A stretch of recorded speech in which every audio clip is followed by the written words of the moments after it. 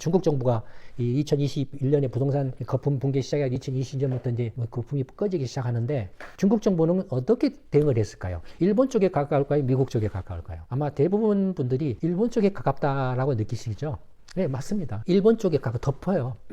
덮어요. 그걸 미국처럼 이렇게 막 지각지각 부실 건설 회사들 막 구조 조정하고 정리하고 막 이렇게 한 게 아니고 덮어요, 그걸. 중국의 권력 구조 내지는 정치 구조의 특징 때문에 그런 수밖에 없다라고 봐요.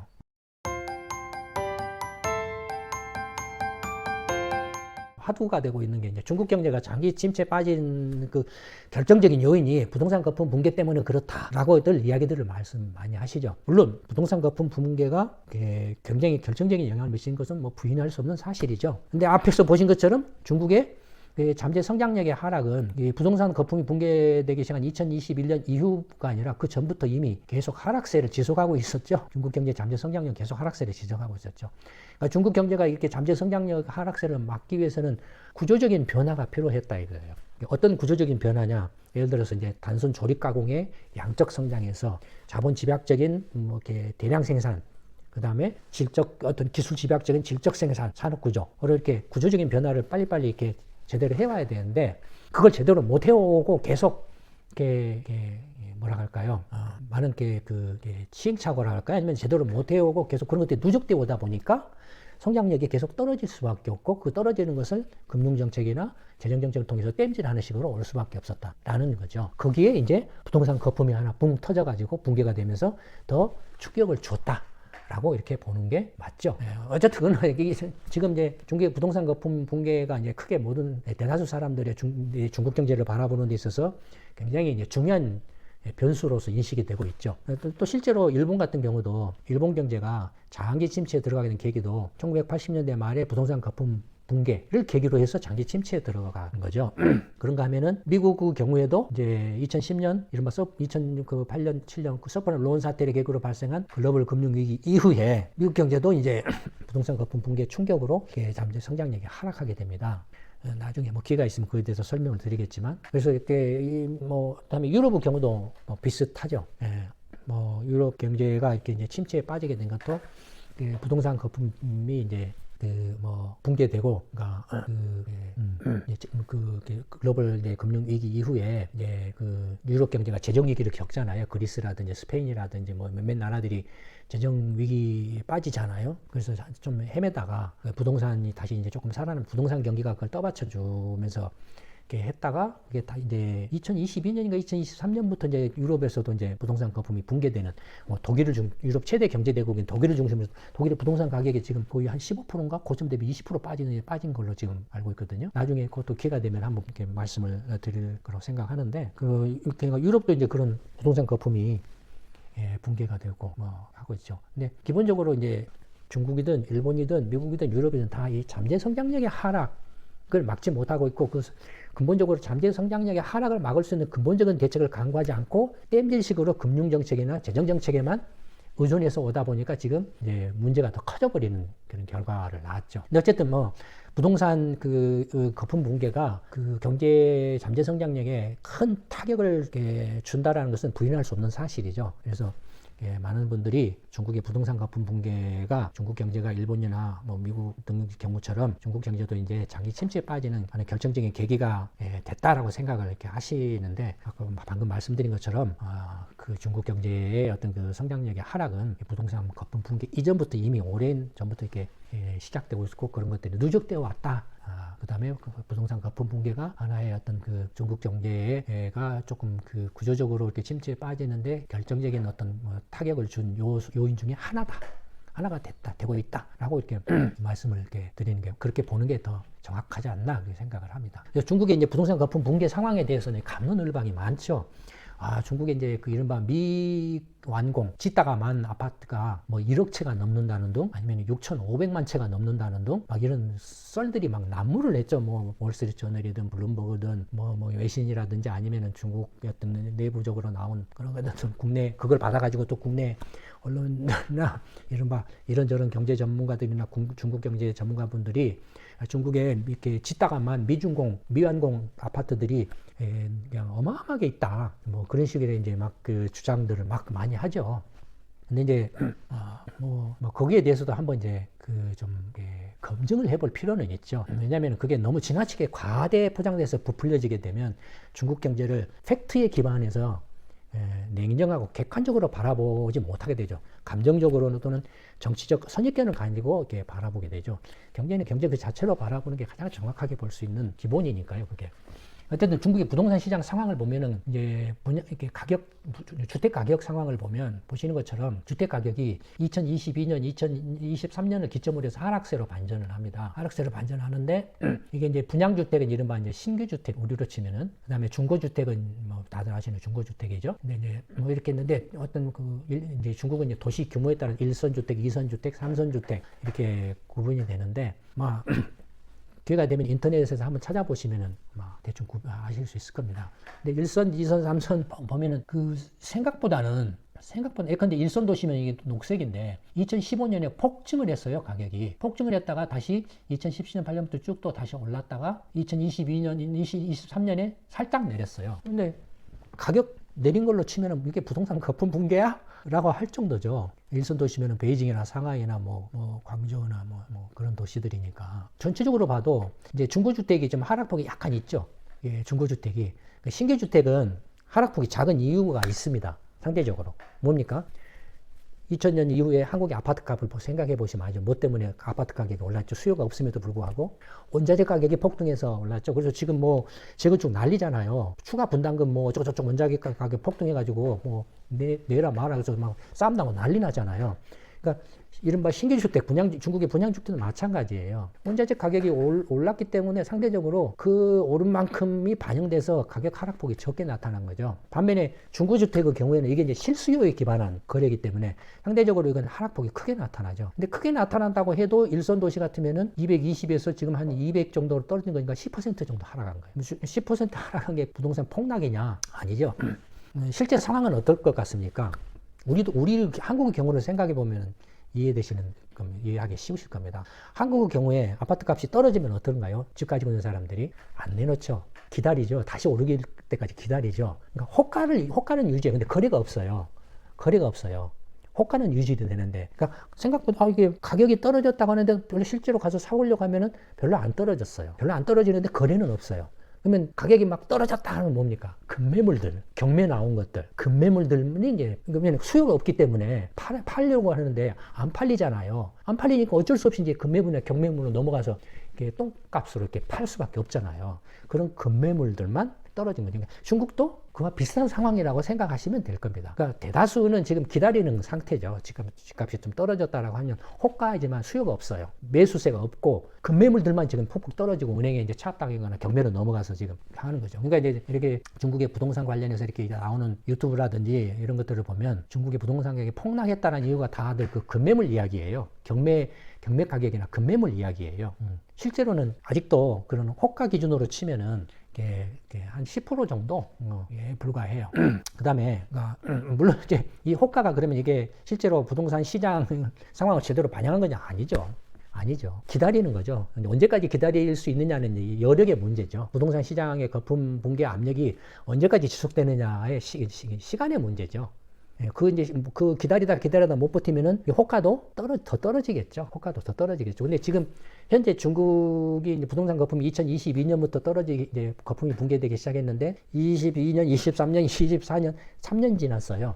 미국 같은 경우에 서프라임 론 사태가 2007년에 발생하고 나서 완전히 수습될 때까지 글로벌 금융위기로 발전해가지고 거의 수습될 때까지 이제는 공식적으로 FRB가 이제 그 충격에서 벗어났다고 선언한 게 2015년이에요. FRB가 이제 이른바 양적 완화 정책을 하죠. 근데 그걸 이제 2015년 그러니까 금융 완화책을 2015년부터 이제 이렇게 멈추죠. 멈추고 금리도 이제 그때부터 이제 인상을 시작을 하죠. 다시 올리기 시작하죠. 정상화한다고 해가지고 그러면은 거의 8년 걸렸어요. 미국 같은 경우도. 부동산 거품 붕괴가 발생해가지고 그게 일단락된데 근데 실질적으로는 2016년까지도 거의 10년 걸려요. 일본의 경우는 어떻습니까? 일본의 경우는 30년 동안 계속 그 충격이 지속되고 있다라는 식으로 이야기를 하고 있죠. 중국은 이제 3년 지났어요. 단순하게 비교를 해보면 미국 기준으로 쳐도 중국의 부동산 거품 붕괴 충격은 앞으로 추가로 최소한 5년 더 간다. 2030년까지 간다. 일본 기준으로 하면은 적어도 20년 더 간다. 최소 20년은 더 간다. 그러면 미국하고 일본의 차이는 뭐냐? 미국은 어땠습니까? 딱 서프라임 사태 나고 글로벌 위기는 팍 발전해서 막 휘청거리니까 바로 막 팍팍팍 구조조정했죠. 은행 파산 정리하고 막 인수합병시키고 그다음에 뭐 부동산 부실 바로 막 정리시켜버리고 은행들 그 자기 자본 보강해가지고 부실채권 막 떨어내고 바로바로 했죠. 즉각 했어요. 미국은. 일본은 어땠죠? 일본은 90년에 딱 부동산 거품 붕괴되고 나니까 어땠죠?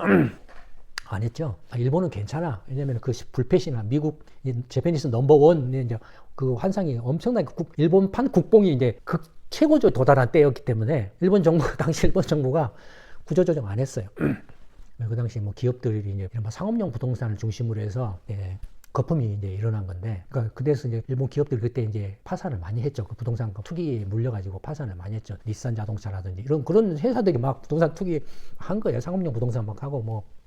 그다음에 그런 부동산 이제 그 거품 호경기로 해서 막 과잉 설비 투자하고 막 해가지고 넘어간 거예요. 근데 일본 정부는 구조조정을 미국처럼 안 한 거예요. 일본은 괜찮아 계속 덮었어요. 덮고 계속 아까 말씀드린 이제 금융정책이나 벌써 일본은 초저금리 정책을 90년대 중반에 해요. 기준금리를 갖다가 0.5%까지 내려요. 그다음에 계속 또 이제 재정적자를 남발을 해요. 그러니까 일본의 재정적자가 1990년대부터 보면 기하급수적으로 늘어나요. 1990년대부터 기하급수적으로 늘어나는데, 그러니까 그게 그 원인이 뭐냐면 이 구조조정을 신속하게 미국처럼 안 했기 때문에 그래요. 결국은 안 하다 보니까 90년대 말에 이제 은행이나 증권회사들이 파산을 해요. 그 일본의 이제 그 당시 4대 증권회사라고 했던 야마이치 증권이 파산하고, 그 홋카이도 뭐 탁쇼크銀行, 뭐 홋카이도 척식은행이라든지, 그다음에 일본 장기 채권신용은행이라든지 이런 파산해가지고 그때 손정희 씨가 1달러에 그걸 사갖고 대박을 터뜨리잖아요.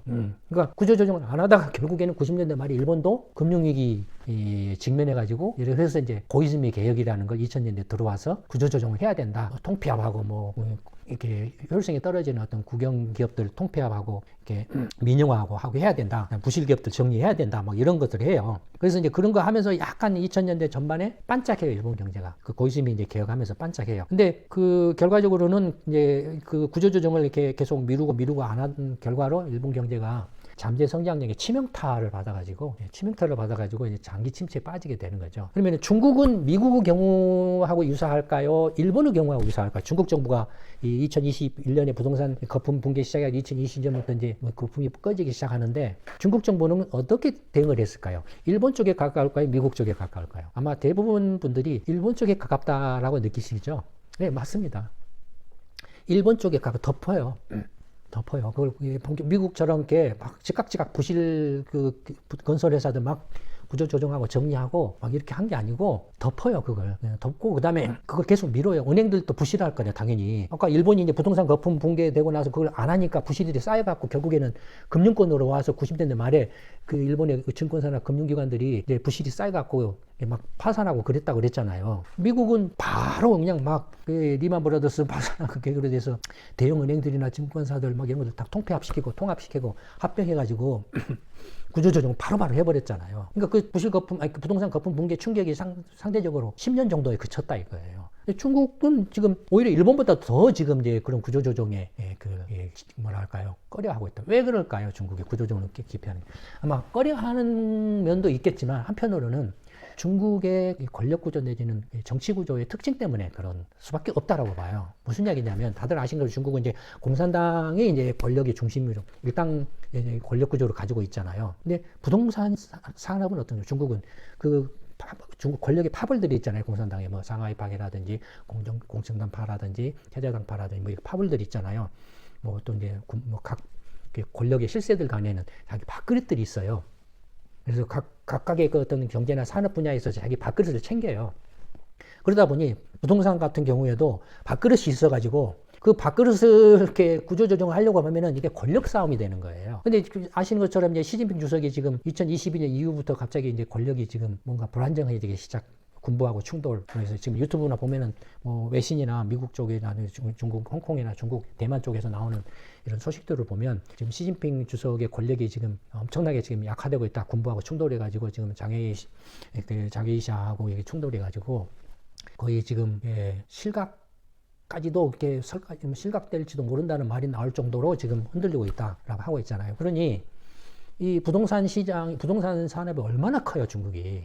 근데 이 어마어마한 그 부동산 그 시장에 대한 이권을 누가 갖고 있겠어요? 당연히 그 권력의 변두리나 하급 권력자가 갖지 못하겠죠. 가장 중국 공산당 내에서도 권력 실세들이 갖겠죠.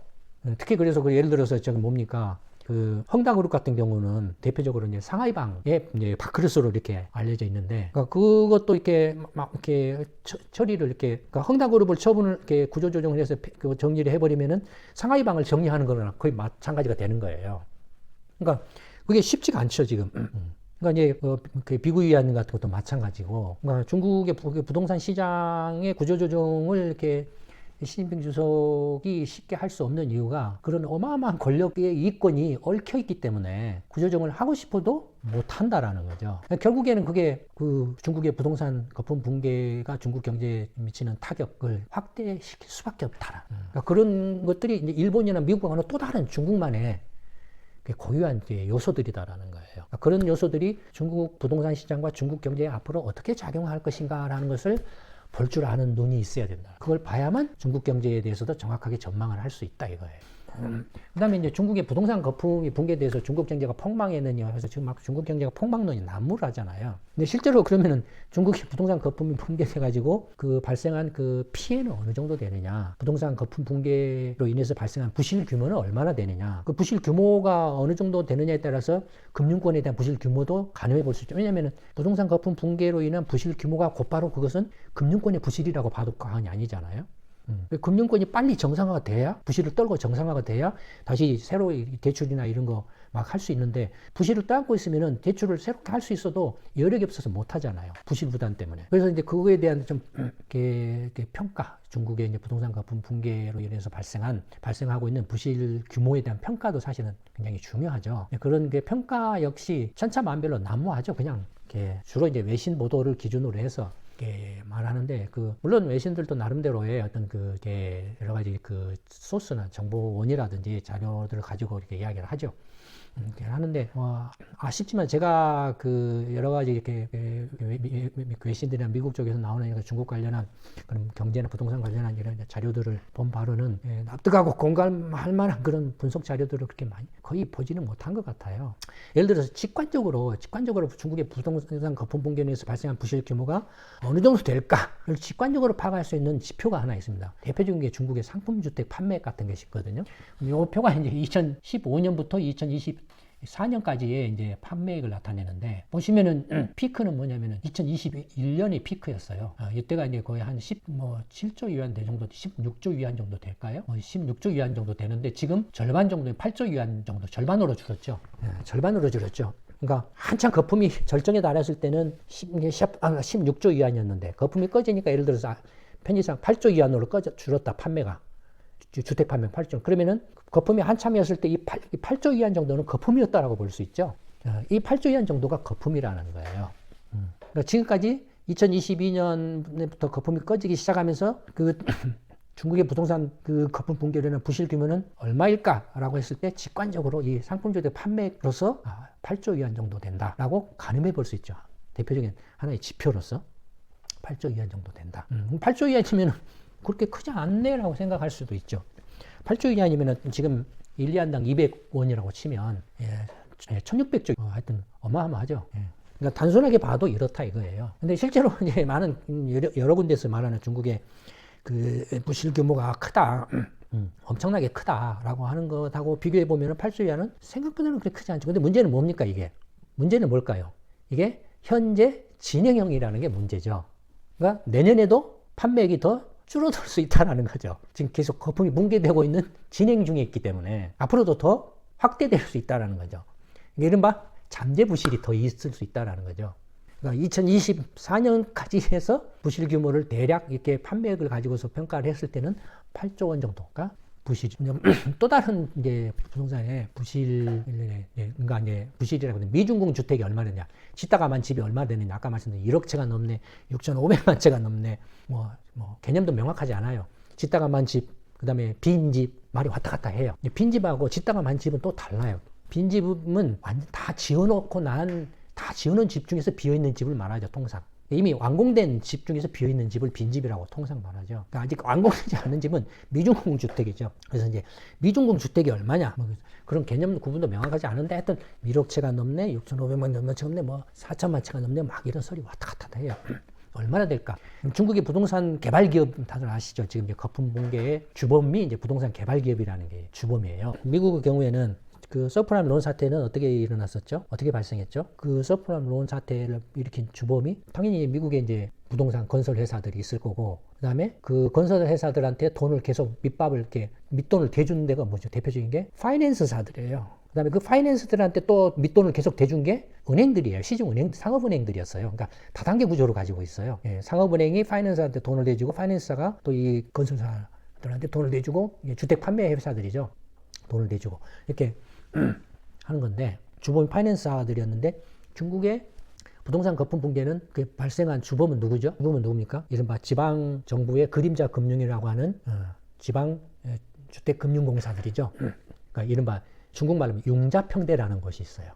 그러니까 융자평대, 지방 정부들이 이른바 이제 그 제3섹터, 제3의 금융 그 그림자, 그러니까 공식적이 아닌 비공식적인 그림자 금융기관을 세워가지고 이 그림자 금융기관들이 이 부동산 개발 기업한테 계속 밑돈을 대주어서 부동산 개발 사업을 해서, 그러면 지방 정부는 이제 그걸로서 이제 지방 세수를 늘리는 걸 확보를 하는 거죠. 토지 매각을 하고 그걸로서 지방 세수를 이제 늘리는 그런 구조로 가서 부동산 거품이 발생을 한 거죠. 그래서 이제 그 지방 정부하고 융자평대가 돈을 이제 대주고, 지방 정부가 이제 보증을 하고 융자평대가 돈을 대주고 부동산 개발 기업이 집을 지어서 파는 거죠. 그런 구조로 가지고 있어요. 부동산 개발 기업이 이제 보면은 주택 판매를 보면은 그 녹색이 주택 판매 수예요. 보시면은 2015년부터 주택 판매 수가 그 1,000만 호, 2015년 전까지는 1,000만 호를 좀 밑들어가는 1,000만 호 정도였어요. 그러다가 2015년부터 쭉 늘어가지고 1,200만 호로 푹 늘었다가 거품이 꺼진 2020년부터는 축 줄어가지고 800만 호까지 줄어요. 주택 판매량이. 반면에 이제 주택 준공수는 쭉 해가지고 뭐 이렇게 그 한 800만 호 가까이 되다가 2016년 7년부터 줄어서 600만 원 오히려 줄어요. 그러면은 요만큼 그 팔았는데 집을 못 만들어 가지고 준공을 못 해 가지고 한 그 양이 되겠죠. 요만큼이. 그래서 요걸 이렇게 계산해 보면 요 빨간선 그래프가 돼요. 요 차이를 요 녹색 선에서 이렇게 파란색 선을, 그러니까 준공 판매 주택 판매 수에서 준공 수를 뺀 것이 이 빨간색 그래프가 됩니다. 보시면은 2015년부터 이렇게 이제 이른바 주택을 팔았는데 아직 집을 못 만들어 가지고 못 준 양이 이만큼 되는 거예요. 그러면 이게 얼마냐? 이만큼이 얼마냐? 왜냐하면 평균적으로 300만 원 정도는 정상적인 수준이라고 보는 거예요. 이렇게 편차는. 그 전에도 그 정도였으니까, 거품이 일어난 게 전에도 300만 원 정도 수준이었으니까. 토탈로 계산을 해보면은 요 차이를 다 합치면은 4,500만 원 정도 되는 거예요. 그 다음에 요 300만 원 넘는 요 부분만 하면은 한 1,700만 원 정도밖에 안 돼요. 여기까지 다 합치면은, 토탈로 합치면은, 그러니까 한 4,500만 원 정도 되고, 그 다음에 그 연간 300만 원 정도는 정상적인 미준공 수준이다라고 쳐서 그 부분을 빼면은 1,700만 원 정도가 되는 거예요. 그러니까 실제로 중국의 미준공 주택수는 1,700만 호에서 최대 4,500만 호 정도라고 보는 게, 일단 부동산 개발 기업의 지금 주택 판매수하고 준공수를 가지고 추정했을 때는 그 정도 수치가 나온다 이거예요. 일단은 이제 중국의 이제 그 부동산 문제에 대해서 이렇게 말씀을 드렸습니다. 이것 그 자료는 연구소 김강식 연구소 홈페이지에 오시면 이것도 샘플로 하나 공개가 되어 있을 겁니다. 그 샘플 자료를 한번 이렇게 참고를 해보시면, 보시고 또 이걸 이렇게 보시면은 많은 게 도움이 되실 겁니다. 그럼 오늘 말씀은 이걸로 마치도록 하겠습니다.